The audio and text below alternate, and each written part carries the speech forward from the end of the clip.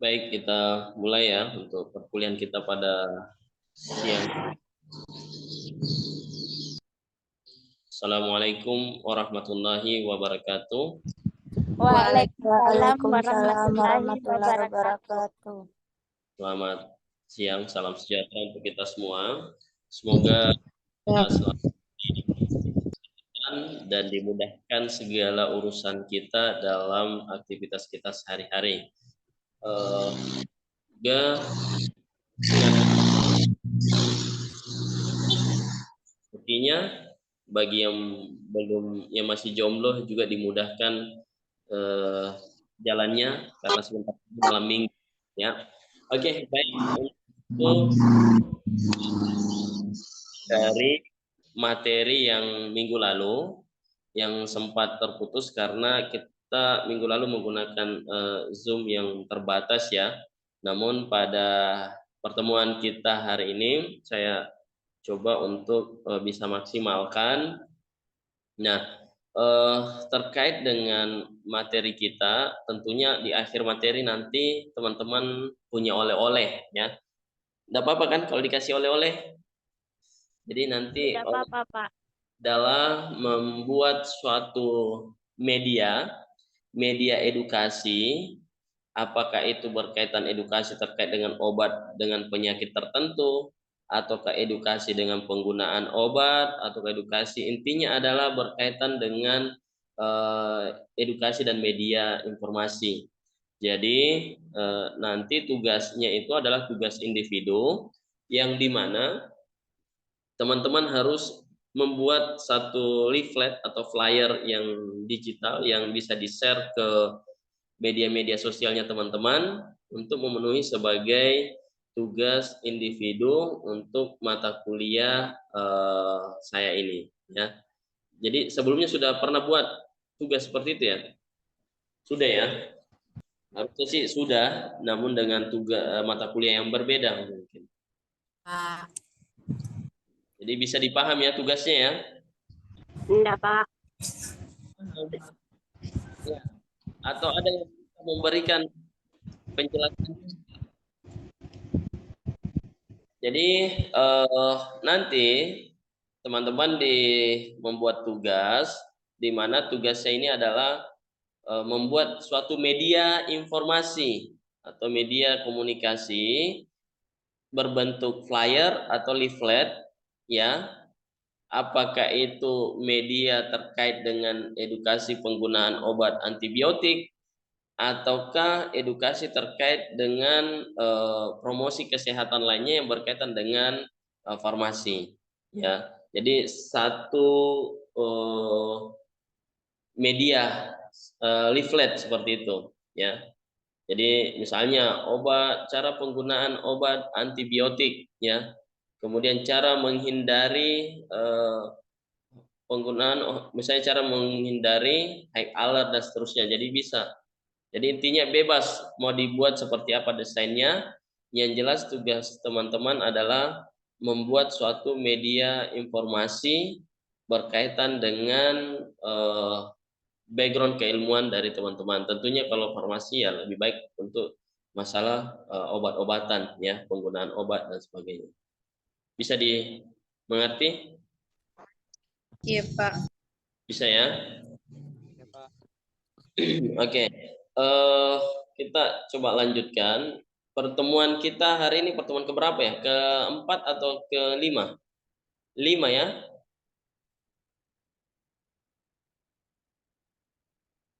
Kira-kira pertemuan berapa di absen?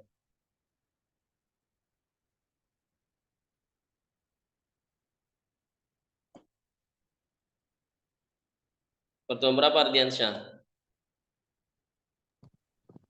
Lupa, Pak. Kelima ya?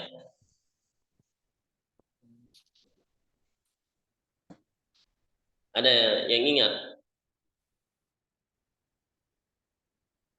Kalau saya tidak salah, kita sudah masuk ke pertemuan kelima ya.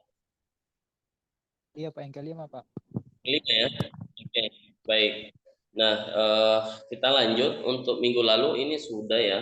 kita sudah sampai ke tahap ini minggu lalu. Jadi ternyata bahwa komunikasi itu sangat mempengaruhi juga tergantung dari situasi tertentu, ya. Situasi tertentu yang akan kita bahas di sini adalah ada 7 poin, ya, yang dimana bahwa dalam hal melakukan komunikasi itu ternyata ada beberapa yang dapat mempengaruhi tergantung dengan situasinya. Nah, terkait apa yang biasanya menjadi kendala dan sikap seperti apa yang harus ditunjukkan sebagai seorang farmasi pada situasi dari 7 poin ini, yang dimulai dari orang tua. Kemudian ada kelemahan bicara yang merupakan barrier komunikasi, kemudian terkait dengan pasien sakit terminal, pasien AIDS, kemudian pasien dengan masalah kesehatan mental, anak remaja dan caregivers, ya. Nah, di sini kita akan coba bahas satu-satu dari komunikasi terkait dengan situasi tertentu. Yang pertama pada orang tua, ya.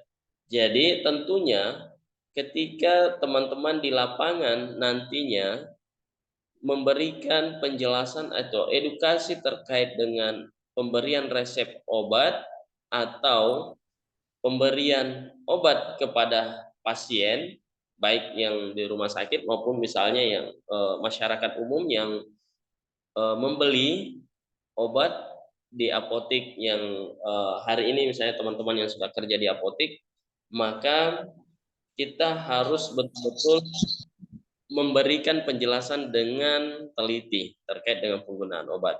Di mana pada poin nomor 1 kita lihat bahwa orang tua itu minum obat resep atau tanpa resep tidak proporsional dibandingkan kelompok usia lainnya. Oleh karena itu, di sini terkadang yang menyebabkan kenapa orang tua tidak mengonsumsi atau tidak minum obat secara proporsional karena biasanya mereka ada yang sudah lupa, ya.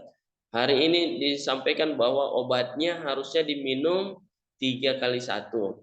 Ternyata dia minum hanya 1 kali atau 2 kali, atau bahkan terjadi mispersepsi antara yang diberikan informasi dari tenaga farmasi kepada pasien, ya.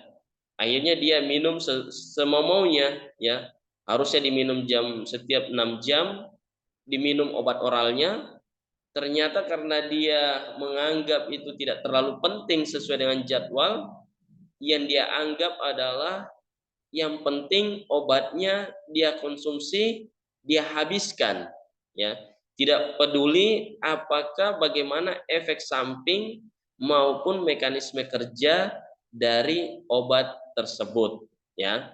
Sehingga di sini teman-teman farmasis perlu memperhatikan hal tersebut, sehingga goals-nya kita dalam memberikan edukasi terkait dengan penggunaan obat, baik itu oral, apakah itu spray, ya, apakah itu yang injeksi dan lain sebagainya, ya. Nah, kemudian inilah pentingnya kita memberikan edukasi. Kemudian yang berikutnya adalah kita memang harus melatih pasien agar mereka bisa belajar dan bijak dalam penggunaan obat, khususnya baik obat kimia, obat jamu dan lain sebagainya, ya. Kemudian terkait dengan penglihatan, ya. Hati-hati, jadi biasa orang tua yang tidak bagus penglihatannya, maka di sini perlu kita memberikan notif pada warna atau penanda, ya, pada obat tersebut. Kalau misalnya kita di rumah, misalnya keluarga kita, maka bisa saja penyimpanan obatnya bisa dipisahkan, ya. Misalnya obat pagi disimpannya di box A, obat yang akan diminum di jam berikutnya ada di box C dan berikutnya, ya. Kalau misalnya kita di rumah ada keluarga yang sedang terapi pengobatan. Tetapi kalau untuk ke pasiennya juga boleh diberikan edukasi seperti itu. Atau kita berikan penanda agar pasien ini bisa dengan mudah memahami terkait dengan bagaimana cara mengonsumsi obat dengan baik dan teratur. Kemudian kalau misalnya ada pendampingnya, ada keluarga yang mendampingi, maka sebaiknya kita melibatkan mereka dalam hal edukasi untuk dukungan dalam proses pengobatan atau terapi yang dijalani oleh pasien. Kemudian yang berikutnya adalah pendengaran, ya. Terkadang makanya perlu kita harus feedback, ya. Kita perlu tanya kembali kepada pasien apakah sudah dimengerti atau sudah tahu cara penggunaan obatnya, ya. Jadi kalau misalnya teman-teman yang hari ini bekerja di apotek, maka perlu teman-teman memberikan edukasi seperti ini. Kalau misalnya pasiennya adalah orang tua, bukan hanya orang tua sebenarnya, ya, tetapi pada prinsipnya yang harus diantisipasi adalah pada orang tua ada beberapa poin yang harus diantisipasi. Di sini kita lihat pada slide terdapat 5 poin. Kemudian yang berikutnya adalah terkait dengan masalah perbedaan nilai dan persepsi, ya. Jadi terkadang juga persoalan baik nilai-nilai kepercayaan maupun terkait dengan persepsi apa yang disampaikan tenaga farmasis dengan pasien terkadang tidak mudah dipahami oleh pasien itu sendiri, sehingga perlu memang bagi tenaga farmasis untuk memberikan edukasi dengan bahasa yang sederhana dan mudah dipahami. Nah, kemudian yang berikutnya adalah belajar, ya. Jadi usia ini sangat berpengaruh terhadap proses belajar. Orang tua akan belajar lebih lambat daripada orang muda, ya. Jadi kalau misalnya anak orang muda atau orang yang tentunya kita menjelaskan kepada keluarga pasien atau pasien yang memiliki tingkat pendidikan yang lebih baik, maka biasanya kita akan lebih mudah menjelaskan, mereka langsung bisa memahami. Tetapi ketika kita menjelaskan kepada orang yang pendidikannya lebih rendah atau bahkan yang tidak berpendidikan, maka kita biasanya harus lebih berhati-hati dalam menyampaikan informasi dalam hal menjalin komunikasi terkait dengan penggunaan obat dalam hal mendukung proses keberhasilan terapi yang dijalani oleh pasien itu sendiri. Kemudian yang berikutnya adalah kecepatan pembicaraan. Jadi ketika kita menjelaskan kepada pasien agar kita dapat menghindari untuk penyampaian informasi terlalu cepat, atau bisa kita merespon kepada pasien atau menanyakan kembali, permisi, misalnya contohnya ya, permisi, apakah penyampaian saya bisa dipahami ataukah terlalu cepat? Kemudian kita akan mendapatkan respon dari lawan bicara kita atau pasien dalam hal ini, ya. Kemudian jumlah informasi yang disampaikan tergantung dari kemampuan individu untuk dimengerti, ya. Jadi ada juga teman-teman itu ketika menyampaikan informasi ada yang mudah dipahami karena dia memberikan contoh yang atau penyampaiannya itu dibarengi dengan contoh yang dia pahami dengan baik, ya. Kemudian memori jangka pendek, ya, poin nomor 3, memori jangka pendek. Kemudian bagaimana dia harus mengingat kembali, jangka perhatian berkurang, ya, untuk beberapa pasien tua. Nah, ini tantangannya ketika kita menyampaikan informasi, terkadang pasien itu lupa. Oleh karena itu, baik tenaga farmasi, kemudian tenaga kesehatan lainnya itu harus selalu mengingatkan terkait dengan pemberian obatnya.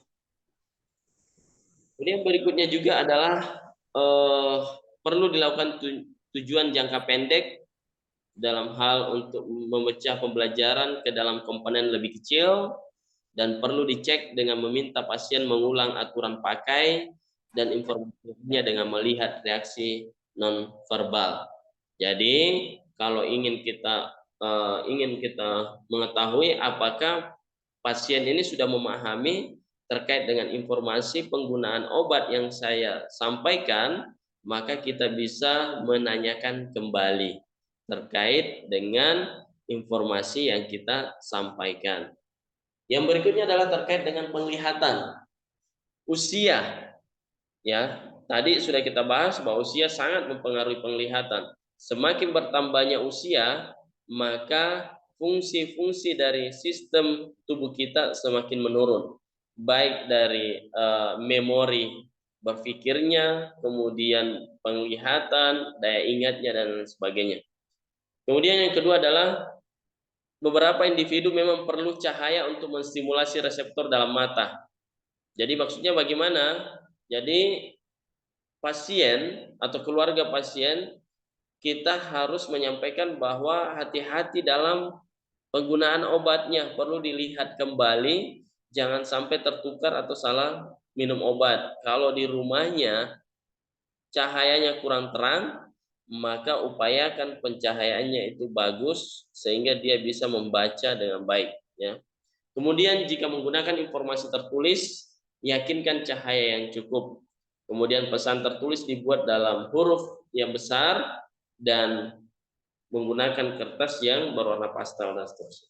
Nah, kemudian berikutnya adalah pendengaran, ya. Saya rasa untuk pendengaran untuk teman-teman siang hari ini, karena Anda masih muda semuanya sehingga pendengarannya pasti bagus, ya. Apa yang saya sampaikan tadi pasti teman-teman bisa pahami, bisa dengar dengan jelas. Kemudian pendengaran ini tentu kita ketahui bahwa usia sangat mempengaruhi dari proses pendengaran itu sendiri, ya. Jadi teman-teman harus memahami kepada siapa kita ingin memberikan edukasi obat. Ketika pada persoalan usia lebih lansia, maka tentunya perlu kita memberikan informasi dengan lebih teliti, ya.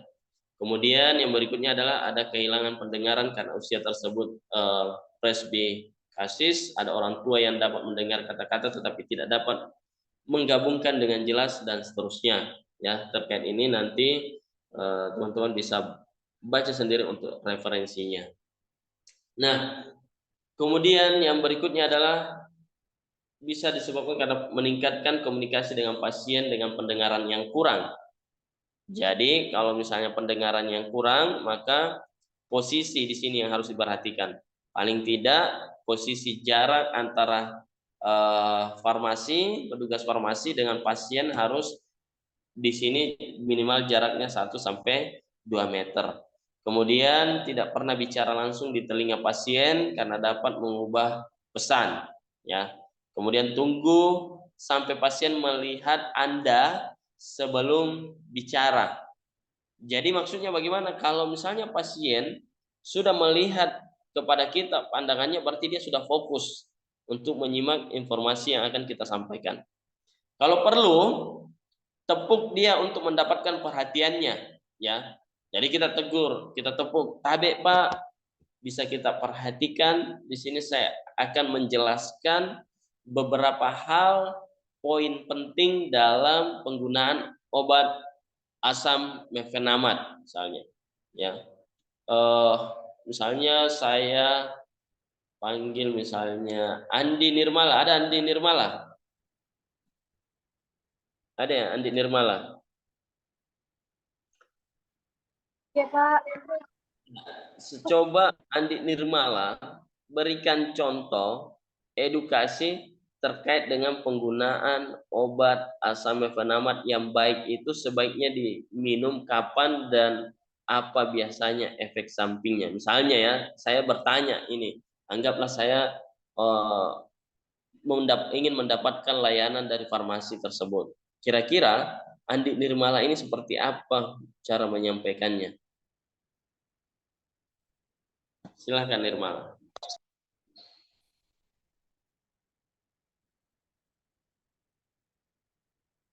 Ayo,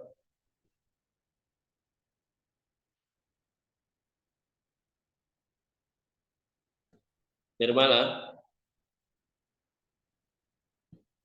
Tidak apa-apa, disampaikan saja. Tidak perlu ini kok, tidak perlu terlalu ilmiah banget. Intinya kira-kira bagaimana teman-teman menyampaikan ketika Anda nanti di pelayanan, kemudian ada yang bertanya, bagaimana cara minumnya obat ini? Itu kan paling paling sering ditanyakan.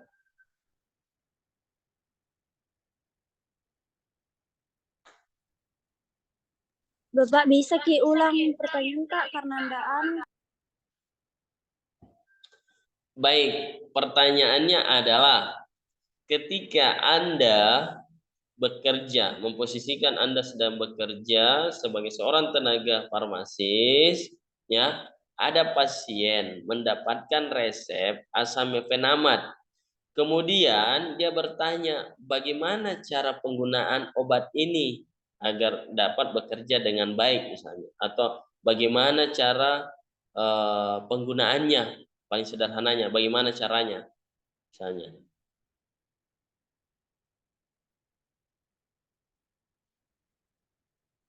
Silakan disampaikan sepengetahuan dari teman-teman saja.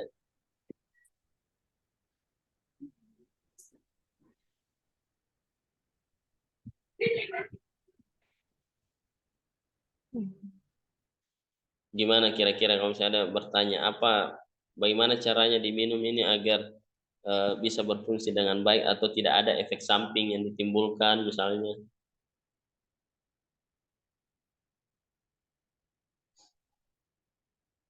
Kalau asam mefenamat dianjurkan diminum sebelum makan atau setelah makan? Setelah makan Pak. Setelah makan Pak. Kan. Kenapa kalau diminum sebelum makan? Dalam dengan orang yang penyakit MAPA. Yang lain?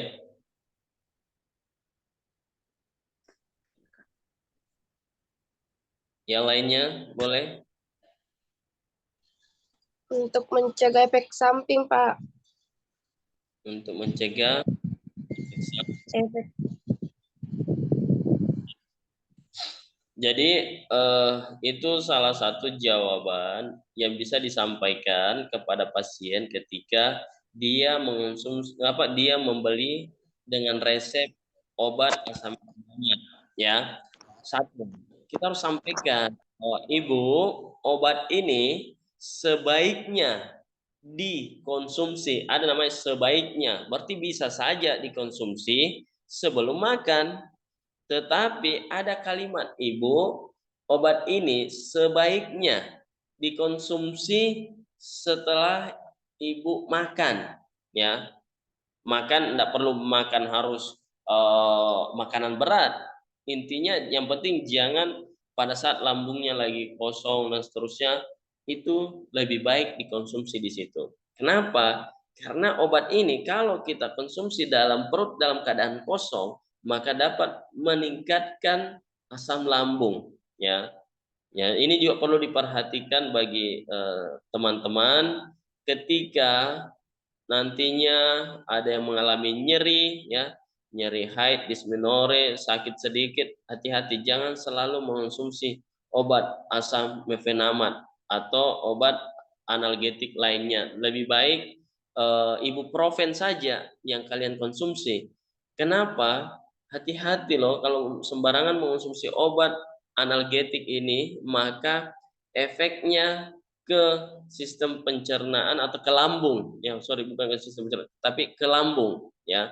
Jadi untuk penggunaan jangka panjangnya sangat-sangat tidak direkomendasikan karena dapat merusak lambung, ya. Jadi lebih baik teman-teman ketika nyeri atau nyeri haid jangan langsung dihantam dengan obat analgetik seperti asam mefenamat, tetapi lebih baik kalau misalnya mending ibuprofen saja, mending, ya.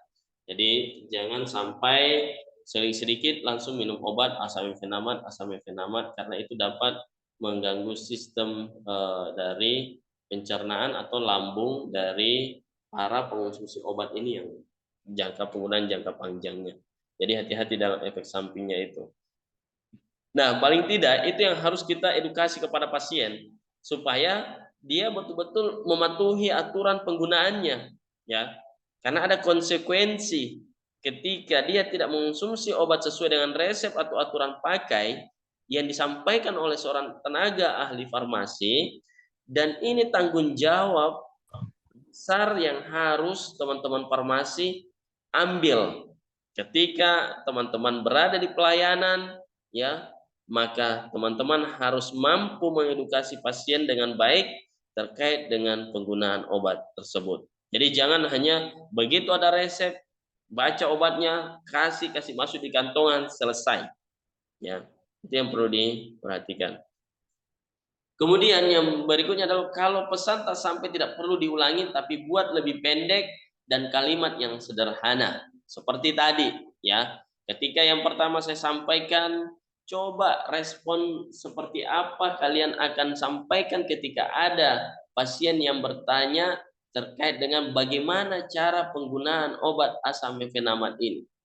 Ada yang mengatakan bahwa coba diulang kembali, ya itu salah satu contoh bahwa kalau pesan tak sampai tidak perlu diulangi, tapi buat lebih pendek dan kalimat yang sederhana. Jadi tidak perlu diulangi kalau misalnya terlalu panjang, maka kita akan coba untuk menyederhanakan informasi atau pesan yang akan kita sampaikan. Kemudian yang berikutnya adalah perhatian barrier lingkungan. Jadi kalau kita memberikan informasi dengan lingkungan yang ribut atau bising suaranya tinggi, maka tentunya pasti akan mengalami kendala dalam hal penyampaian informasi. Bisa saja orang yang kita berikan edukasi itu tidak maksimal dia serap, ya, karena di situ dikatakan bahwa suara yang keras sehingga membuat kesulitan untuk pendengaran yang kurang. Sampai di sini ada yang mau ditanyakan? Nah, kemudian yang berikutnya adalah perbedaan antara nilai dan persepsi. Antara Anda dengan pasien tua ada perbedaan generasi. Ya, ada perbedaan generasi. Jadi, kalau kita mungkin usia-usia kita ini ya, kalau dia penasaran bisa saja dia cari di HP. Tapi banyak orang tua kita yang sampai hari ini masih gaptek di dalam penggunaan teknologi. Ya, kalau kita kan langsung cari di Google, cari referensi tempat lain, ya. Tapi bagaimana dengan yang orang tua yang tentunya perkembangan teknologi bukan pada generasinya. Pasien tua ada perbedaan kepercayaan tentang pemeliharaan kesehatan umum, ya. Jadi terkadang itu orang tua, ya, ketika anaknya memberikan pandangan, memberikan penjelasan, terkadang orang tua punya persepsi atau pandangan tersendiri. Dia mengatakan bahwa dulu waktu belum ada itu vaksin, baru itu hari ini ada vaksin begitu, ya. Dulu tidak ada juga buktinya bisa jadi selamat dari wabah penyakit, ada dulu namanya penyakit polio dan seterusnya, cacar dan seterusnya. Itu salah satu dari perbedaan kepercayaan dan persepsi, ya, terkait dengan masalah kesehatan secara umum. Kemudian pasien tua akan memilih pendekatan otoriter untuk menerima pemeliharaan kesehatan, ya. Ada pasien yang tidak tergantung dengan orang lain, maka perlu informasi tambahan, ya. Jadi pasien-pasien yang di rumah sakit tentunya sangat membutuhkan informasi atau edukasi dari tim para tenaga kesehatan. Tim tenaga kesehatan itu bukan hanya farmasi saja, ya, bisa dokter, bisa perawat, bisa ahli gizi, fisioterapis dan sebagainya. Kemudian kesulitan bicara ini merupakan barrier komunikasi atau penghambat, ya. Barrier itu adalah penghambat atau penghalang dari komunikasi. Sebabnya bisa cacat lahir, kecelakaan sakit, ya, disartria, kesulitan bicara secara normal, ya. Ini beberapa barrier dalam komunikasi, ya. Jadi hati-hati ketika teman-teman di pelayanan ada menemukan pasien atau keluarga pasien yang dimana ketika dia berbicara tidak jelas atau bahkan terjadi disartria, ya, kesulitan bicara secara normal, hati-hati jangan sampai sikap teman-teman justru menyinggung perasaan dari pasien tersebut atau keluarga pasien.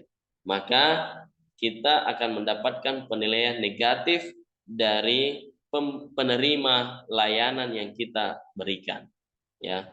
Jadi ini beberapa kesulitan bicara atau yang merupakan barrier dari komunikasi tersebut. Pada poin terakhir bahwa barrier tersebut diatasi dengan menulis catatan kepada farmasis atau menggunakan bahasa tanda, atau farmasi menyediakan kertas dan alat menulis, ya. Jadi sebaiknya memang teman-teman farmasi ketika Anda melihat bahwa kemampuan pasien dalam menerima pesan memiliki keterbatasan dalam hal memahami informasi, maka perlu teman-teman untuk memberikan catatan penjelasan dari mewakili informasi yang akan kita sampaikan. Oke, untuk slide yang berikutnya, saya minta tolong untuk dipresentasikan oleh saudari Fahrani Aulia. Ada atas nama Fahrani. Boleh dipresentasikan untuk slide yang muncul di monitor, teman-teman. Baik, Pak. Silakan. Ya. Aphasia. Kelompok pasien menderita apasia dengan kesulitan bicara atau stroke. Pasien apasik mempunyai pendengaran normal. Dia ingin berkata tapi tidak dapat mengatakannya. Membutuhkan waktu lebih lama untuk komunikasi karena mereka mendengar kata tapi tidak segera mengingat artinya. Paling baik membiarkan pasien berusaha. Dapat menyebut hari, tetapi tidak dapat menceritakan bahwa Selasa sebelum Kamis. Sudah, Pak? Ya, jadi ini yang biasa kita temukan di rumah sakit, ya, pada pasien yang apasia. Jadi pada prinsipnya ketika kita menemukan pasien atau keluarga atau orang, ya, pada umumnya yang ingin mendapatkan layanan farmasi, namun ternyata dia menderita penyakit apasia yang disebabkan karena stroke, maka itu tadi yang disampaikan, bahwa sebenarnya dia memahami apa yang kita sampaikan, tetapi dia sulit dalam hal mengimplementasikan.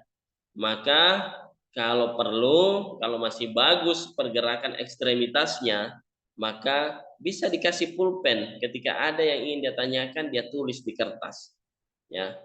Karena dia lambat dalam hal respon komunikasi, penyimpulan dari informasi yang disampaikan kemudian dia dapatkan itu akan lambat, tetapi dia bisa memahami, cuma lambat. Maka perlu teman-teman farmasi untuk memahami jenis dari pasien tersebut, sehingga ketika ingin memberikan layanan farmasi itu bisa berjalan dengan baik. Ya, kita fasilitasilah dengan baik, kasih pulpen, kalau dia bisa menulis dia tulis, kemudian ada hal yang ingin ditanyakan, boleh, permisi Ibu, kalau masih ada yang ingin ditanyakan, baik. Kalau misalnya Ibu sulit untuk menyampaikan secara lisan, maka Ibu boleh juga menyampaikan secara tulisan. Permisi Ibu, ini pulpennya, ini ada kertasnya. Jadi boleh kita fasilitasi seperti itu, ya. Kemudian yang berikutnya, atas nama Kofifa Ayuningsi, boleh dipresentasikan? Ya, Pak. Pasien sakit terminal yang pertama, pasien tidak senang diskusi dengan topik kematian percakapan tidak jelas, tidak suka hal yang salah atau membuat sedih pasien. Yang kedua, pasien sakit terminal membutuhkan dukungan dari keluarga, teman, dan farmasis. Yang ketiga, home health care, pilihan utama. Yang keempat, farmasis harus siap, profesional, dan emosional untuk berinteraksi dengan pasien sakit terminal. Yang kelima, pertemuan dengan pasien di mana dia berada. Yang keenam, menggunakan open-ended question. Dan yang ketujuh, datang dan kontak dengan keluarga pasien. Oke, jadi pada slide ini, khususnya pada pasien sakit terminal ya, bahwa hati-hati juga dalam hal menyampaikan di lapangan. Jangan sampai kalau di rumah sakit di Mamuju itu kan masih jarang ya. Jadi teman-teman farmasi itu, apoteker itu masih jarang untuk turun visit ke pasien-pasien dalam hal pemberian edukasi terkait dengan dukungan terapi khususnya pengobatan pada pasien ya. Tetapi di rumah sakit besar yang sudah berstandar internasional bahkan seharusnya farmasi itu turun langsung juga ke pasien. Apa tugasnya? Membuat asuhan kefarmasian ya. Farmasi juga belajar kan asuhan farmasi? Belajar ya? Saya mau bertanya dulu. Kalau di farmasi itu ada enggak asuhan kefarmasian? Ada atau tidak ada? Belum ada, Pak. Belum pernah belajar ya? Ya, jadi farmasi itu ada asuhan kefarmasian yang dimana salah satunya adalah dia tugasnya memberikan edukasi kepada pasien. Edukasi penggunaan obat. Jadi kedepannya farmasi itu bukan hanya stay di apotek saja, tetapi kedepannya dia harus visit, bersentuhan langsung dengan pasien dalam hal pemberian asuhan kefarmasian, khususnya pada edukasi penggunaan obat, agar terapi yang diprogramkan kepada pasien itu bisa berhasil dengan baik. Kalau di rumah sakit kita di Mamuju itu kan masih jarang, hampir tidak ada ya. Misalnya perawatan bedah itu harus ada depo ya, depo farmasi di sana. Di kamar operasi harus ada depo farmasi di sana. Di UGD paling tidak harus ada depo farmasi di sana. Di perawatan, setiap ruang perawatan harus ada deponya, depo farmasi di sana. Namun kalau di rumah sakit kita di Mamuju itu belum ada yang mengimplementasikan seperti itu. Karena alasannya masih terbatas SDM. Terus kenapa tidak merekrut? Karena tidak mampu membiayai, menggaji SDM kalau dia merekrut lagi. Terus kenapa tidak dibentuk depo? Dia mengatakan bahwa tenaganya terbatas dan mengefisienkan terkait dengan SDM yang dimiliki ya. Tetapi mungkin kedepannya teman-teman ketika praktek atau mengambil profesi apoteker, Anda masuk di rumah sakit ternyata ditempatkan di depo atau di ruang perawatan, dan tugasnya teman-teman di sana bukan hanya memberikan resep, tetapi tugasnya teman-teman farmasi adalah Anda yang mengaplus obat, Anda yang harus memasukkan obat ke dalam spoit, Anda yang harus mencampur obatnya, kemudian memasukkan ke spoit. Nanti ketika setelah selesai, maka tugasnya yang memasukkan obat baik intravena maupun bolus adalah perawat. Ya, ini adalah kerja tim yang baik. Jadi harus kedepannya seperti itu farmasi ini, ya. Nah, bahkan hari ini sudah ada kok yang mengimplementasikan sistem seperti itu. Namun memang belum merata. Khususnya kalau kita di Mamuju ini memang masih sangat-sangat jauh ya dari kata standarisasi layanan kesehatan. Seandainya rumah sakit kita di Mamuju menerapkan sistem seperti itu, pasti rumah sakit Mamuju akreditasinya bagus-bagus semua ya. Cuman memang ya kendalanya itu tadi yang saya sampaikan salah satunya ya. Salah duanya, salah tiganya itu juga banyak ya. Nah, itulah untuk pada pasien yang sakit terminal. Jadi jangan kita giring, sudah mi Pak, ini kita kan lama mikir sakit, persiapkan mi saja diri kita untuk meninggal. Jangan, karena dia pasti tidak suka, seolah-olah bahwa memang kita mengarahkan dia bilang biar mi cepat meninggal. Karena orang sakit terminal ini itu dia denial. Ya, jadi dia terkadang pemikirannya itu dia denial, menolak. Saya tidak sakit. Kenapa orang-orang menuduh saya sakit? Bagi saya baik-baik saja misalnya ya. Atau dia emosionalnya sudah tidak terkontrol dengan baik, ya, sehingga dia mudah tersinggung dan seterusnya. Ya. Dan ingat, kita harus lebih baik selalu menggunakan komunikasi atau pertanyaan tertutup. Ya. Jadi itu salah satu dari tugas farmasi. Kalau misalnya ini bisa nanti kalau ada dosennya yang betul-betul farmasi ya, misalnya S2 farmasi atau apoteker, coba tanyakan apakah memang ke depannya apakah memang farmasi ini tugasnya di rumah sakit apakah hanya untuk memberikan resep obat sesuai dengan resep obat, ataukah ada tugasnya yang lain, misalnya edukasi atau memberikan asuhan dan seterusnya. Boleh didiskusikan lebih lanjut terkait hal tersebut. Oke, yang berikutnya adalah perlakuan kita kepada penderita atau pasien HIV AIDS. Ya, ada Lulu. Boleh, Lulu, minta tolong. Iya, Pak. Boleh. Pasien AIDS, yang pertama, jangan perlakukan mereka berbeda dengan yang lain. Yang kedua, gunakan open-ended question untuk mengetahui pasien bersedia berinteraksi. Yang ketiga, membantu dalam problem solving karena lainnya tidak membantu. Yang keempat, kunci adalah mengetahui apa yang pasien butuhkan dan layanan apa yang dapat Anda berikan untuk pertemuan yang terbaik. Ini bagaimana sikap kita ketika kita memberikan layanan kepada penderita pasien AIDS, ya. Kalau misalnya kita tergabung di dalam suatu komunitas atau pemerhati peduli pasien AIDS, maka ini penting kita lakukan. Saya ingin tanya dulu, apa sih itu arti dari problem solving?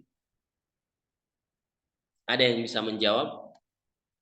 Apa itu problem solving?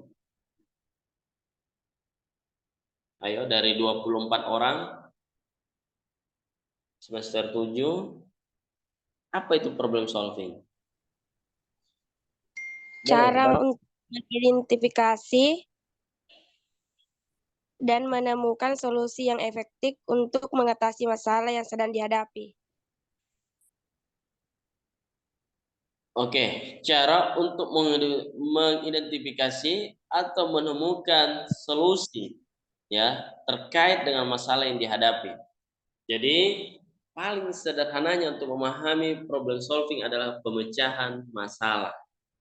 Tadi sudah disampaikan dengan baik bahwa untuk cara mengatasi atau mengidentifikasi terkait permasalahan yang dihadapi oleh pasien tersebut. Ingat, pasien AIDS itu kita harus betul-betul memberikan layanan dan tidak membeda-bedakan dengan pasien yang lain. Ya. Kenapa? Karena terkadang petugas kesehatan saja itu punya stigma, ya, punya stigma bahwa ini pasien AIDS, hati-hati loh, nanti menular, ya kan? Nah, padahal penularan pasien AIDS itu tidak sembarang. Ada yang bisa memberikan jawabannya? Penularan pasien AIDS itu melalui apa saja sih yang teman-teman ketahui? Jarum suntik, Pak. Jarum suntik, apalagi? Seks bebas, Pak. Seks bebas. Bebas, Pak. Bebas, Ada, Pak. ya, ada lagi? Donor darah. Donor darah, apalagi? Keturunan. Wah. Ada yang lain? ASI, Pak, melalui ASI. Asik. Ada yang lain? Sudah ya? Ya.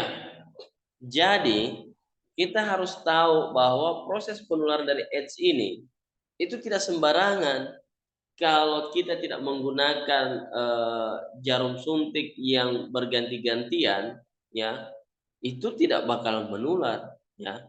Makanya bagi generasi yang biasanya banyak terkena HIV/AIDS adalah ketika yang mengalami misalnya pergaulan bebas, mulai dari seks bebas, berganti-ganti pasangan, ya, kemudian berganti-ganti jarum suntik yang mungkin selalu buat tato dan seterusnya, ya, menyuntikkan obat dan seterusnya. Ini juga harus hati-hati, ya. Kalau di daerah-daerah kita di Mamuju mungkin tidak terlalu ekstrim pergaulan-pergaulan seperti ini, tetapi kalau di kota-kota besar mereka punya komunitas tato, ya, kemudian mana lagi klinik-klinik yang tidak terstandar, ya, memberikan penyuntik pemutih, vitamin dan seterusnya dengan menggunakan jarum suntik yang satu, tetapi bisa saja digunakan di beberapa customernya. Ini juga harus hati-hati. Jadi kan biasa orang masuk di klinik kecantikan, dia suntik, pemutih dan seterusnya. Ternyata tidak sadar bahwa harus di tracking baik-baik. Selain itu juga untuk berhati-hati buat teman-teman yang laki-laki, ya. Yang laki-laki kalau pergi gunting rambut, cukur rambut, sebaiknya kan standarnya harus menggunakan satu customer, satu silet, ya. Tapi ternyata tidak. Ada beberapa tukang cukur di Mamuju, ketika sudah mencukur itu hanya menggunakan satu silet bisa digunakan di beberapa customernya. Jadi ketika dia silet, perbaiki cukurnya, kemudian tiba-tiba tergores dan berdarah, nempel di silet, yang berikutnya adalah dia cukur lagi orang, berdarah juga, akhirnya terserap. Nah, itu bisa saja menular melalui situ. Ya. Tapi kalau keturunan tidak, ya.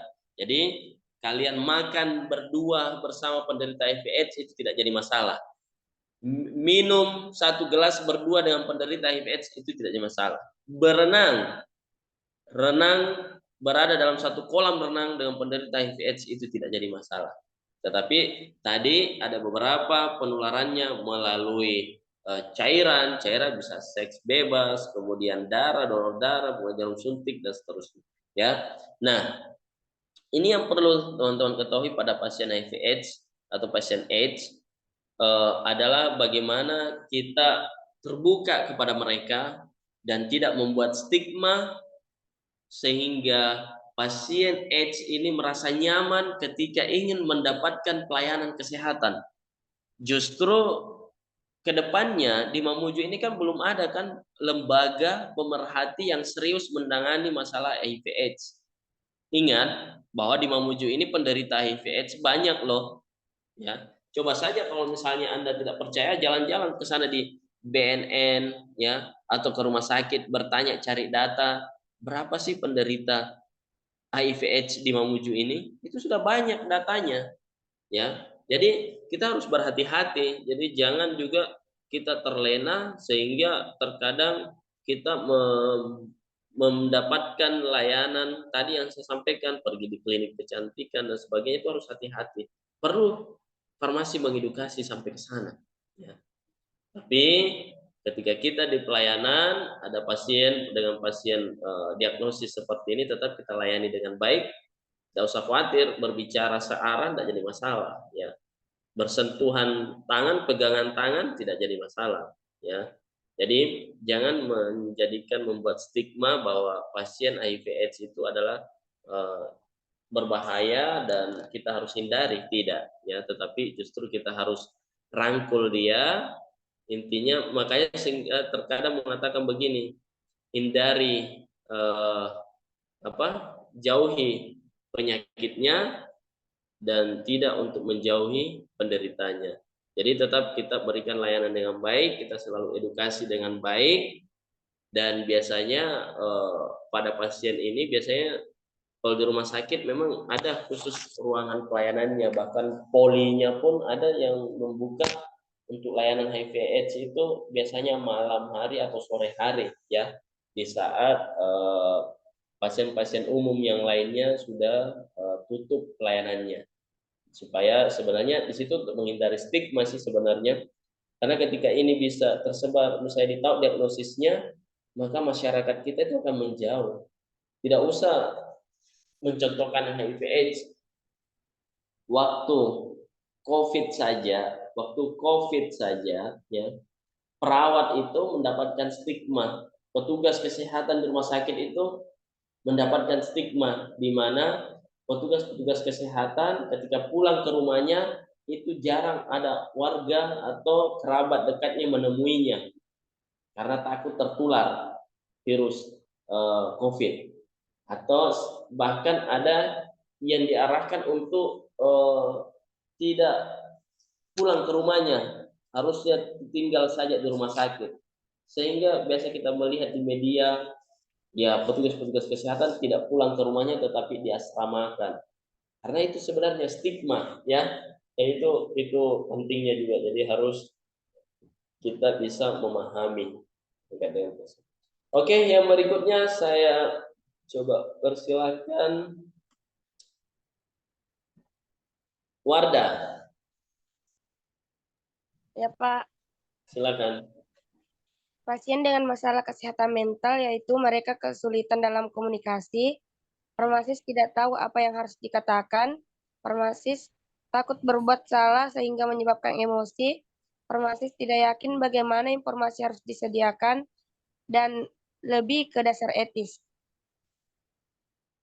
Ya, jadi ini untuk kasus dengan masalah pasien dengan kesehatan mental ya, atau gangguan mental ya. Kita ketahui bahwa penyebab terjadinya gangguan mental itu banyak ya, bukan hanya kekerasan fisik tetapi kekerasan perasaan juga itu bisa berdampak pada kesehatan mental ya. Jadi hati-hati buat teman-teman yang selalu mengorbankan perasaannya, itu hati-hati bisa berdampak ke kesehatan mental.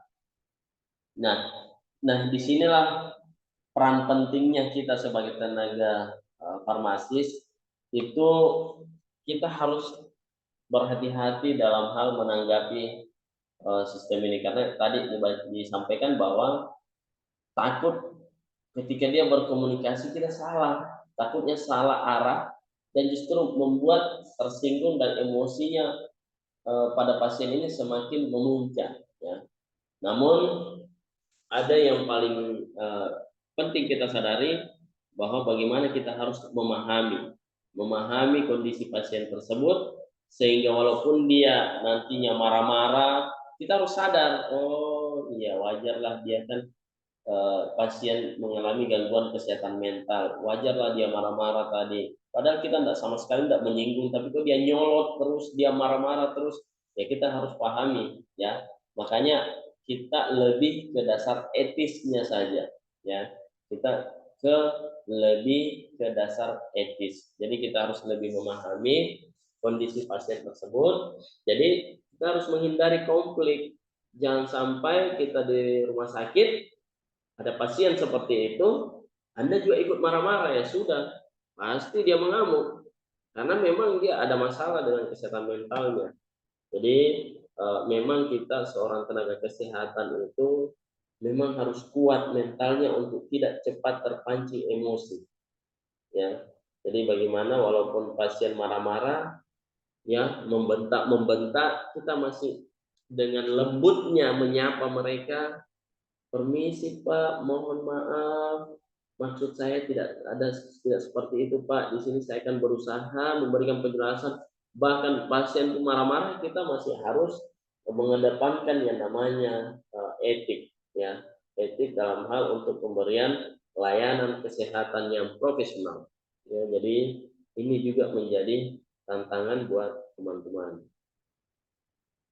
Oke, ini terkait dengan remaja.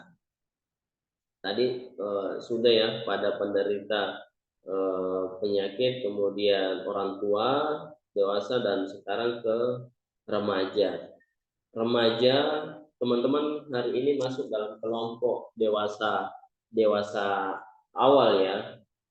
masuk dewasa awal. Ada tidak yang masuk dewasa akhir 24 tahun ke atas? Belum ada ya. Nah, remaja itu adalah kelompok bahwa mereka merupakan pusat perhatian orang. Per grup merupakan hal penting dalam proses menentukan keputusan, lebih mandiri, tidak minta tolong, ya. Remaja tidak menghiraukan simptom nyeri atau sakit, lebih perhatian pada tanda sakit yang penting. Jadi inilah kendalanya hari ini, ya. Jadi banyak generasi-generasi remaja ketika dia sakit, dia tidak peduli terkait dengan simptomnya itu. Dia hanya begitu dia gejalanya nyeri, dia obati nyerinya. Harusnya dia harus menyadari bahwa saya harus cari tahu apa yang menyebabkan akhir-akhir ini saya mengalami nyeri ulu hati, ya, nyeri pinggang dan seterusnya. Harusnya kita cari tahu sampai ke sana.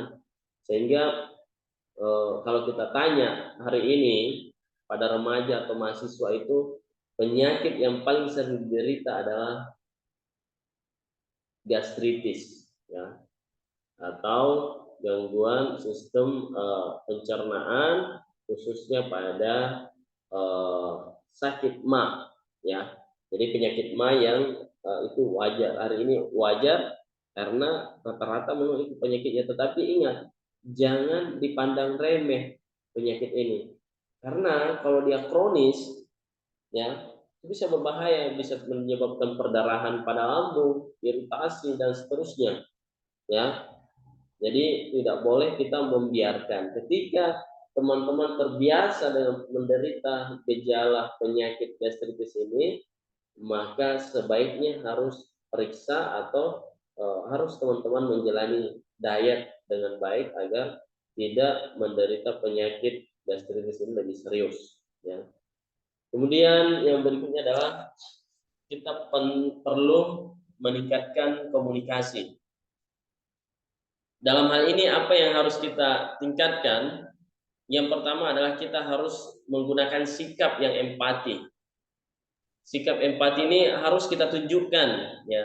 Hari ini kalau kita lihat petugas kesehatan kita di layanan kesehatan, hampir hanya beberapa orang saja yang masih mengimplementasikan sikap empati ini, ya.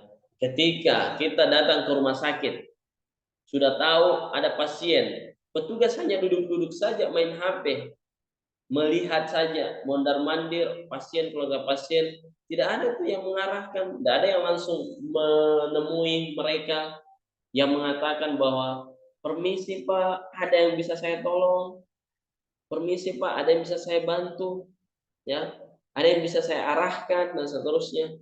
Ini hampir tidak terlihat di pelayanan kesehatan kita hari ini.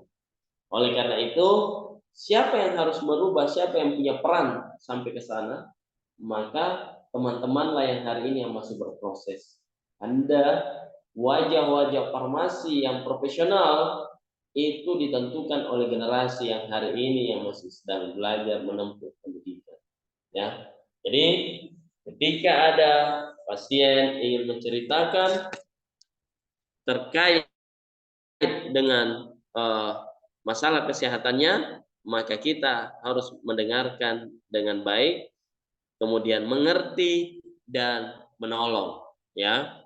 Nah, ini yang harus kita kedepankan. Karena kalau kita lihat sekarang kualitas pelayanan kita belum sampai mengarah ke seperti ini, ya. Coba saja kalau tidak percaya kalian ke rumah sakit, ya. Atau bahkan kalian pergi di apotek di rumah sakit, mondar-mandir saja di situ, duduk dan sebagainya. Mana ada yang biasa mengatakan, "Tabe Pak, ada yang bisa saya bantu? Sini Ki. Tabe permisi Pak, ada yang bisa saya bantu? Dari tadi Ki saya lihat duduk di situ." Ya, itu jarang sekali. Kalau sudah tidak ada keluarga pasien yang datang ke sana, ketok-ketok pintunya atau ruang tunggunya, mana muncul keluar itu tenaga farmasinya? Dia hanya di dalam kok duduk-duduk bercerita dan seterusnya, ya. Sehingga ini penting, ya. Jadi begitu kita lihat betul-betul layanan yang kita harus kedepankan, sehingga tingkat kepuasan pasien dalam hal penerimaan layanan farmasi itu dapat meningkat. Kemudian berikutnya adalah komunikasi menerima apa adanya mereka. Ya. Jadi jangan pandang mereka datang dengan menggunakan seragam yang rapi, wangi. Begitu Anda menemukan pasien yang kusut, ya penampilannya carut marut, Anda justru membatasi komunikasi. Ya, itu tidak boleh. Gunakan open-ended question untuk menggambarkan perasaannya keluar. Jadi kita selalu menanyakan pertanyaan-pertanyaan yang membutuhkan jawaban terbuka agar pasien ini atau keluarga pasien ini dapat menceritakan terkait dengan problem yang mereka alami saat ini. Sehingga dengan harapan mereka menceritakan, maka kita sebagai tim kesehatan dapat menentukan prioritas problem solving yang akan kita berikan kepada yang bersangkutan. Kemudian yang berikutnya adalah kita harus mampu menggunakan material tertulis baru. Ya, jadi kita fasilitasi mereka kalau tidak bisa membaca tapi bisa menulis, ya.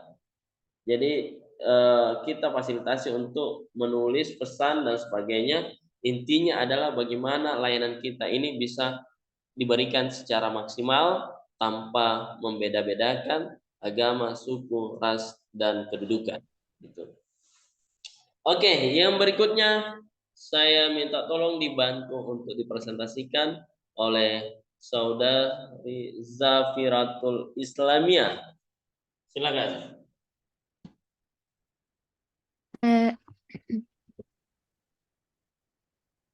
Individual yang memelihara orang tua dengan kondisi kronis atau anak selama sakit akut.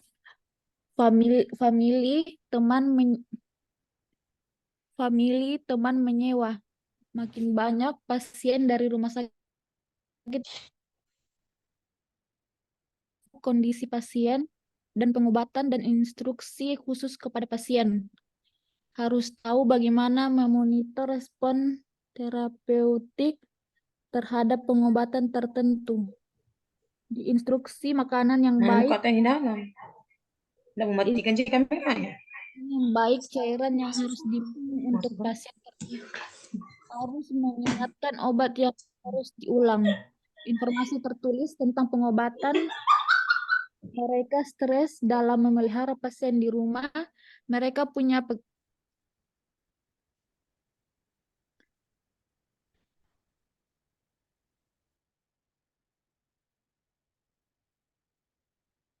Kenapa? mereka punya pekerjaan lain di luar. Sudah, Pak.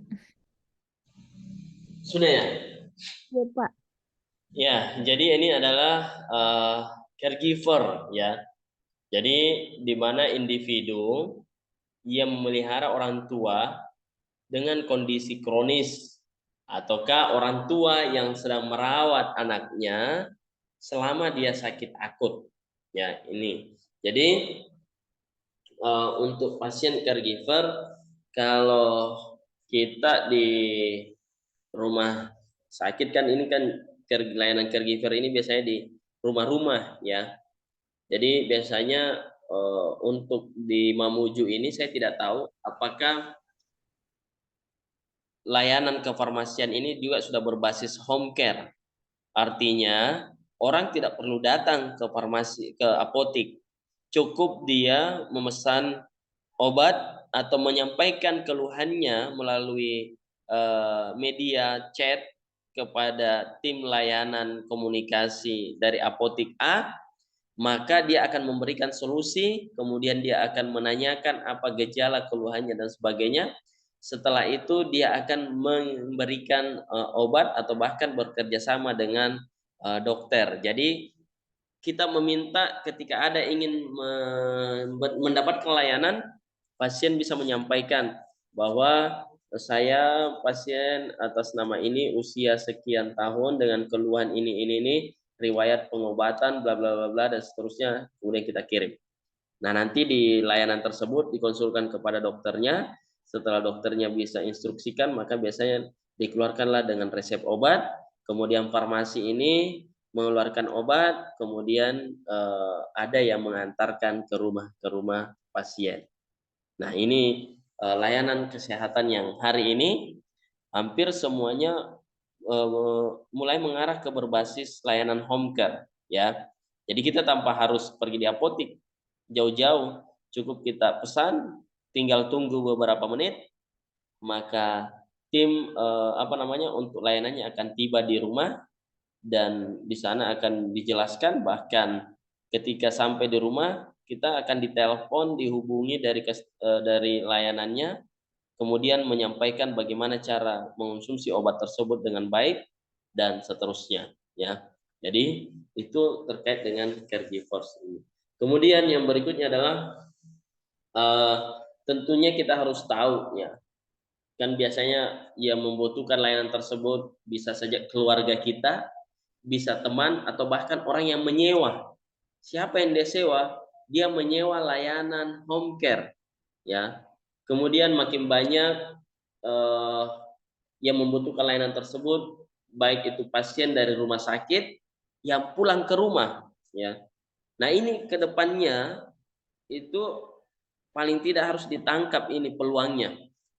Pasien yang dari rumah sakit sudah dirawat di rumah sakit dan bisa dipulang, maka ketika sampai di rumahnya, maka yang ditangkap adalah layanan home care yang bisa kita tawarkan. Ibu, nanti kalau di rumah obatnya habis, bisa konsultasikan melalui nomor ini. Nanti akan ada yang akan memberikan solusi dari keluhan-keluhan ibu. Kemudian ketika memang membutuhkan obat, maka ibu akan diantarkan obat sesuai dengan resep yang diberikan. Gitu. Jadi kedepannya orang sudah tidak perlu kemana-mana lagi, tidak perlu ke rumah sakit sebenarnya, ya, cukup di rumah saja. Karena orang yang caregiver ini dia lebih suka dirawat di rumah saja, ya. Jadi betul-betul kedepannya dengan perkembangan teknologi, layanan kita lebih dipermudah dan akses layanan kita bisa menjadi lebih cepat, ya. Kemudian terkait dengan hal-hal yang lain seperti distribusi makanan, ya, yang baik, cairan yang harus diminum untuk pasien tertentu, kemudian harus mengingatkan obat yang harus diulang, informasi tertulis tentang pengobatan dan lain-lain sebagainya, ya. Karena ini perlu kita mempersiapkan diri kita untuk merespon tantangan dari perkembangan teknologi dalam hal bisa kita manfaatkan dalam penanganan atau untuk sebagai solusi dari permasalahan hambatan layanan kesehatan hari ini. Kemudian yang berikutnya adalah kita diharapkan mampu memahami kenapa pasien ini banyak yang tidak patuh, ya. Jadi kita harus mampu memahami ketidakpatuhan. Kepatuhan itu adalah tingkah laku seseorang dalam hal memakan obat atau minum obat, ya, mengikuti diet, membuat perubahan gaya hidup atau pola hidup berkaitan dengan nasihat pengobatan atau kesehatan. Ingat, data ini menunjukkan masih sangat besar. Ketidakpatuhan terapi obat antara 13-93% dengan rata-rata 40%. Coba bayangkan, hampir 100%, 93% loh, ada angka 13-93% orang tidak patuh terkait dengan terapi obat, ya. Bagaimana tingkat keberhasilan terapi ini, pengobatan ini mampu berhasil? Hari ini ketika kita lihat data penderita tuberkulosis terkait dengan pengobatan sampai hari ini semakin terus meningkat. Salah satu faktornya adalah kegagalan dalam pengobatan. Apa yang menjadi faktor di sana? Karena ketidakpatuhan terapi dalam hal mengonsumsi obat, ya. Kemudian 1/3 bagian pasien menggunakan semua obat yang diresepkan, dan 1/3-nya lagi bagian pasien menggunakan semua obat dari resep, dan 1/3-nya lagi bagian sisanya sama sekali tidak menggunakan obat yang diresepkan. Artinya bahwa ketika diresepkan obatnya, kita berikan obatnya anggaplah 4 jenis, ternyata yang dia konsumsi hanya 2 jenis. Karena yang 2 ini dia tidak konsumsi karena dia mengatakan bahwa terlalu pahit, terlalu besar pilnya, ya, tidak bisa ditelan dan seterusnya. Bahkan ada yang memang 1/3 bagian sisa sama sekali ketika sudah dia minum 1 kali 2 kali sudah dia tidak minum lagi. Dia biarkan saja. Bahkan dia mengalihkan dengan menggunakan resep obat lainnya. Atau ada obat resep dari dokter ketemu dukun. Satu mobil pulang di sampingnya duduk pas dukun. Nah bilang itu dukun, jangan berobat begitu. Mending ini saya juga biasa mengobati dengan penyakit ini. Syaratnya, nah bilang apa syaratnya itu Pak? Bagaimana? Datang ke sana bawa rokok, bawa ini, bawa persyaratan-persyaratan lain-lainnya lah, ya. Nah ini juga yang menjadi pengaruh. Oleh karena itu pentingnya untuk melakukan keterlibatan dari anggota keluarga dalam hal menyukseskan terkait dengan kegiatan pengobatan yang dilakukan. Kita harus mampu melibatkan keluarga, ya. Jadi kalau misalnya 2 orang datang beli obat, panggil semuanya, ya. Kita jelaskan dengan baik kepada mereka agar terapi atau pengobatan yang diberikan itu betul-betul berhasil, sehingga apa outputnya atau apa hasil yang didapatkan ketika kita mendapatkan layanan dari apotik B, kalau penggunaan obatnya teratur sesuai dengan yang disampaikan, maka biasanya pengobatannya itu tingkat keberhasilannya tinggi. Akhirnya dia mengatakan bahwa, kalau mau beli obat pergi kok di apotik A, karena hampir semua penyakit saya ketika saya beli obatnya di sana itu bagus sekali berfungsi. Padahal ada yang sistem yang berbeda di sana, yaitu setiap orang yang mendapatkan layanan obat di apotik A itu selalu diedukasi dengan baik, bahkan ada layanan konfirmasinya sampai ke rumah juga dia telepon. 2 hari dia telepon, permisi ibu, bagaimana kabarnya? Oh iya, apakah betul dengan ibu ini yang kemarin telah membeli obat dengan nama obatnya ini dengan keluhan ini. Pasiennya menjawab, oh iya betul, ini dari mana? Perkenalkan, nama saya dari apotik A. Di sini saya ingin menyampaikan ibu, apakah obatnya sudah dikonsumsi, apakah ada kendala atau ada masalah terkait dengan pada saat mengonsumsi obatnya. Bahkan layanannya sampai ke sana.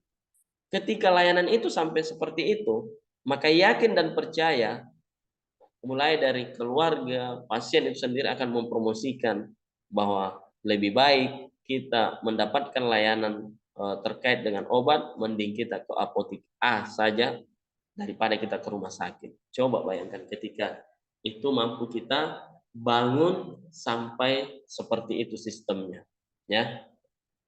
Oke, yang berikutnya coba kita bahas terkait dengan akibat dari ketidakpatuhan ini. Coba atas nama Yusmanto. Hadir Pak. Silakan. Tuhan, yang pertama kondisi pengobatan semakin panjang atau memburuk. Yang kedua menjalani perawatan di rumah sakit. Yang ketiga kematian. Yang keempat menyulitkan evaluasi dan pemberian obat baru. Yang kelima biaya perawatan menjadi lebih mahal. Yang keenam membahayakan. Yang ketujuh biaya terbuang sia-sia, dan yang terakhir hari kerja yang hilang. Terima kasih Pak.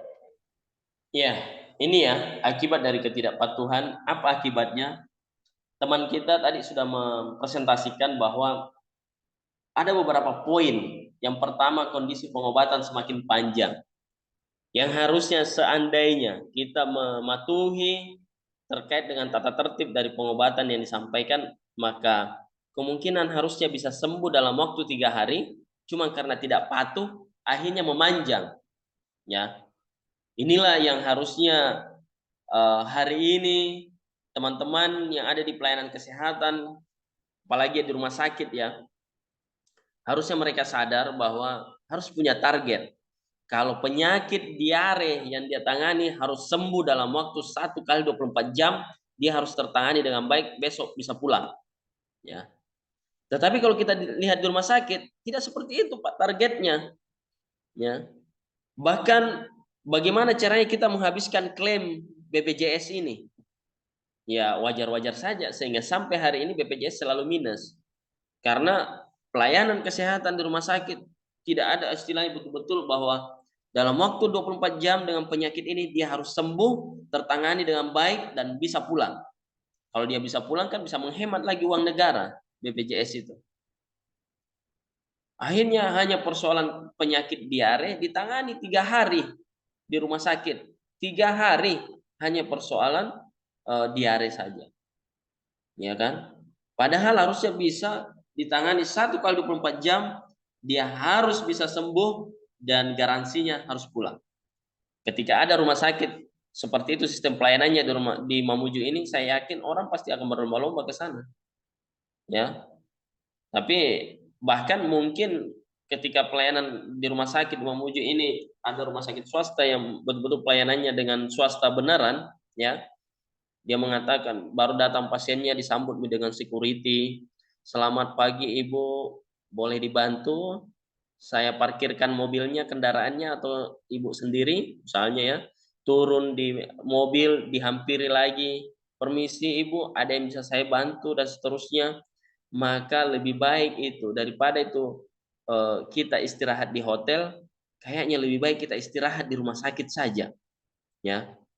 Apalagi bisa saja nanti misalnya pejabat-pejabat daripada saya dicurigai kalau saya di hotel, mungkin lebih baik saya di rumah sakit biar bisa istirahat. Kalau saya di hotel kan dibilang ini pejabat tidak masuk kerja malah di hotel dia berleha-leha. Mending kita di rumah sakit saja.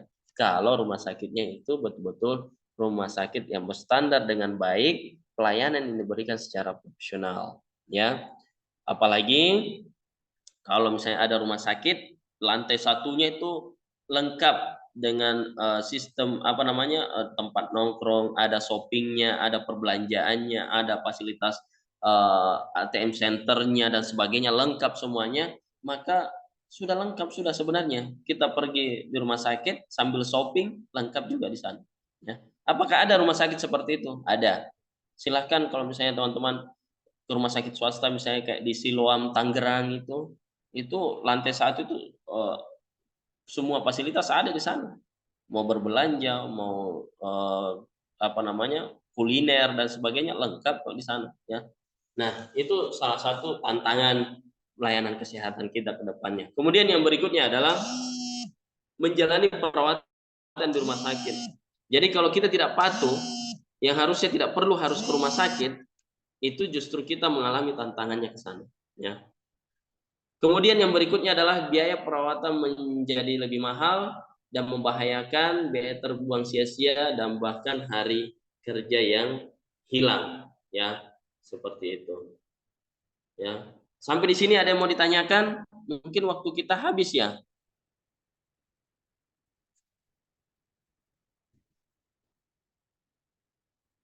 Halo? Ya, Pak. Iya, Pak. Bagaimana? Mungkin kita ini ya, karena sudah waktu sudah mau jam 3 ya. Nanti kita Pak. Pak. Pertemuan berikutnya tugasnya yang sudah di-share ya. Tugas individu terkait dengan pemberian edukasi, terserah bebas memilih apakah edukasi mengenai masalah obat, edukasi mengenai penyakit dan oke. Baik. Ya, Pak. Nilai Hidayah. Assalamualaikum warahmatullahi wabarakatuh. Waalaikumsalam warahmatullahi wabarakatuh.